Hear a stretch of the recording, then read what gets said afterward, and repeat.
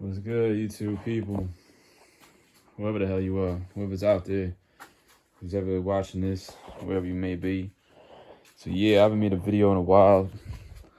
I made a couple videos with this Harley right here. It's my bike, my first bike, my only motorcycle. But yeah, I got some other videos. Go check them out. I was just messing around, where I was just doing some things, working on it, whatnot, messing around, riding. So it's a 1974 Harley Sportster, yada yada yada. So originally it had a black tank on, it had a black fender, all that good stuff.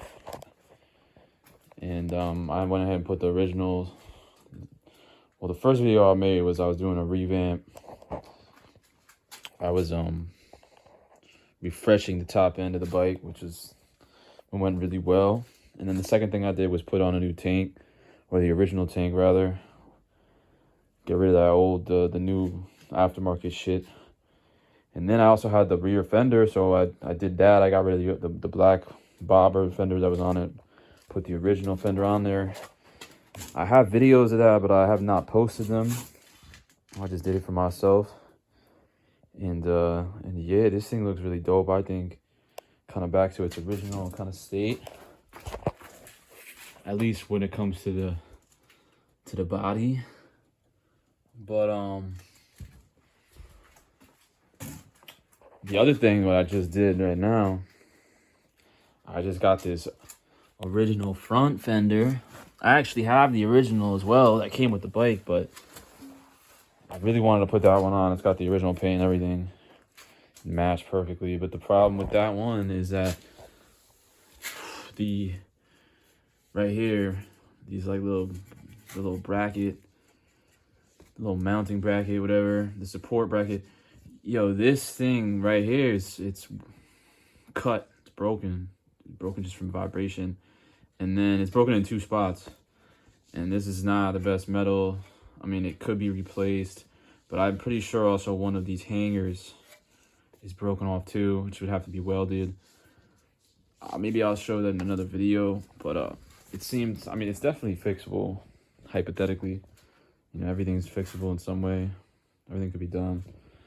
But it just seemed like it would have been a problem. And I found this original one. I don't think this is specific for this year. I think this is like in the 70s, but not. I think it's like in the later 70s, not the early 70s. There's a little bit difference between the older ones and this one. Just a little bit different. But it's basically the same. It's basically, I mean, it's the same look. And I think it's a little bit sturdier, believe it or not. But the paint, it's definitely been repainted. But it's pretty close. It matches. It definitely made to match. And I do like the look of it a lot. You know, this was basically a plug and play with this. It was just 4 bolts, 4 screws. But I had to do a little finagling. I had to push this out a little bit. But yeah, so this is just with the update of what's going on. But right now what I'm doing, I just drained my oil, which is dark as night, but that's okay. And what I'm doing is I'm taking out the oil tank. And this is my next little project thing. Right up here, I got lucky enough to find one of these original OEM gas tank, or oil tanks rather. And I should probably get this out. See if I can get hold of this. But yeah, man, look at this thing. As you can tell, look. I think this is OEM paint. 100%. It's got that purple look. Might be a little too purple, but it is what it is. It's got the original cap on it. It's the original mounting hardware, or mounting brackets, mounts, whatever. It's missing the fitting, but I got one of those. It's in really good shape. It's not really rusty. This is not that bad, trust me. You should go look up the other ones on eBay. I got this for a nice deal. It's got the original drain plug in it, which is cool. Yeah, man. And the inside, I'm not going to open it right now, but the inside is clean. It's not rusted at all. It's still got some oil moisture in there. It kept it nice and clean. So what I'm doing right now, this is one of the last things I have to do to get this back to cosmetically to be in stock. Because I have the oil bags that I got on right now. The oil tank is, I actually really like this oil tank. This kind of horseshoe style, and it's got the it kind of encapsulates. It holds the battery, which is really kind of convenient. It's not convenient for changing the battery if you had to do that, but you got to take it all out. But honestly, it's a really clean look, and it looks dope. It's low key, and it matches with the other chrome on the bike. This bike's been chromed up. Not too much, but it's been chromed up, no doubt. This bike was not originally chrome. It's like a polished. That's just like a polished metal look. And you can see, like, this is the original. It's polished metal, polished. But yeah. So I'm taking this off right now just so I can see. I'm gonna get this going. I'm gonna mount that thing up. I want to put it on the side. It hangs right here. And I want to see what it looks like, for one, and how I'm going to mount it, because this is a problem. So the other thing I'm waiting in the mail, I got to buy it. I think I get the old battery tray, which fits in over here on this side, and it mounts right here underneath here, or on the frame. But the problem that I'm seeing is that the main problem is this. I'm going to be able to mount the battery tray, and then the battery tray attaches itself to the oil tank, which is going to sit right here.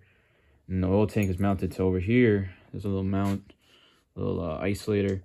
But then, believe it or not, there's supposed to be a mount bracket underneath that bolts to the frame.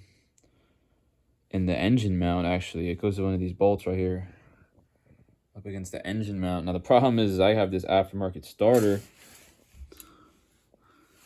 So it's supposed to go underneath and then come up in between the starter, motor, and the solenoid. There's supposed to be some sort of separation here, but on this bike there is no separation. Or excuse me, on this aftermarket piece, it's a high torque starter. There's no gap. Honestly, I'm not even sure how it would fit on the OEM. I've seen some pictures, but it's still not clear to me how it fits. But, I mean, hypothetically, maybe I could get this finagling to come up. Once I take this out, I'll have a better look. But another major problem is my cable here, my posi. Yeah, so this positive cable runs right to the positive battery post for the starter solenoid, as you should know this.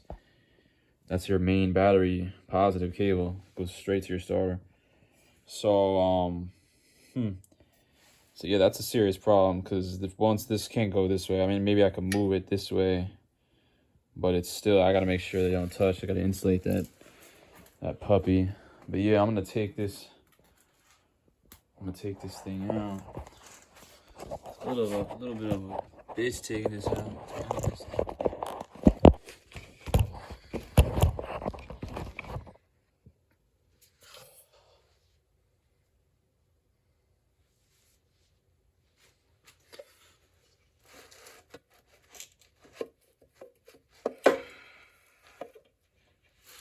Not sure what's holding that.